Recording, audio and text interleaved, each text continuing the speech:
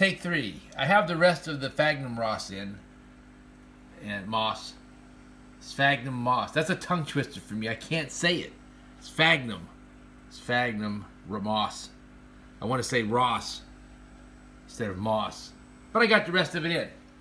So there it is. I've completely filled in the back. Some still seem a little sparse to me, but I don't want to pack a lot in. I really don't. I don't know yet how that's going to work out when I put other plants in. So I'm afraid if I pack it too dense, then I'll have a hard time anchoring the other mosses to that. So I'm going to leave it a little bit blotchy right now. I figure I can always come back and fill in more if I need to. But anyway, it's starting to get a little bit of a live look to it, which is pretty cool. And I couldn't stand it anymore, so I went ahead and put a few plants in and some lace rock in. So I may move this around a little bit as I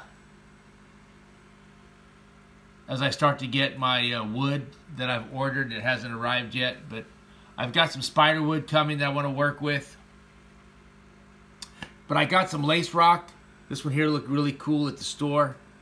Has a natural cave built into it. I kind of stood it up on another rock so I can get a little more texture and a little more height out of it. I like the way it leans forward on its own. And I like the way it breaches the surface of the water too. So I've always dug that in other aquascaping that I've done. You know, I'm a big fan of let's bring it out of the water so it doesn't look like it just is everything's below the water. I mean, I've even done that in some reef tanks where I'll have the live rock actually come up and breach the water. So, yeah, I like the way that looks. So, I'm a fan of that. And I put a few little Java ferns in there, some lace, Madagascar lace plant. Got an Anubias nana in there. Got a little banana plant right there. And I've got some sort of Aponigeton. They told me the type, but I don't remember anymore. I'm getting old. My memory's starting to go. So anyway, this is a start. Had to get something live in here. So I got me some plants. Did a little quick scaping with some lace rock in here. My intent is to have wood come in through those areas up there and come up. And then I can start putting some cool tropical plants on that background. But I really got to get my wood in next before I can start scaping like I think I want to.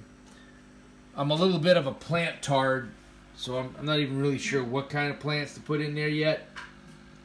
I'm going to figure it out. I actually went to Lowe's earlier, and I found this thing of succulents that's sort of in a pre-pot. Gave me a nice variety. I like the way they look. I like some of the colors, so I might try to attach some of those to my back wall, but I'm a little bit leery about doing it until I get my driftwood in, because I don't want it to be placed wrong. So anyway, there we go. You can see the BIOPOD has got the air pump working right now for some aeration. It also creates a draft for some filtration. Right now the back wall is not operational. The lights are on. Some things I didn't really point out before that are of some interest back here actually is a reservoir tank that you fill up with water. It holds about a gallon, maybe a little bit more, and that operates the sprayer, so it rains and mists the plant wall, the living wall. But all the pumps and everything located down here, kind of cool, is that all comes out from just a single plug. So one plug operates everything. You don't have a light plug, a heater plug, a filter plug, an air pump plug. One plug going DC operated or AC to DC drives everything, lights and all. So that's really cool. Don't have a bunch of wires all over the place, so it makes for a really clean install. So anyway, I thought I'd go ahead and do a little video real fast to give everybody an idea where I am, and we'll see where this thing morphs from here.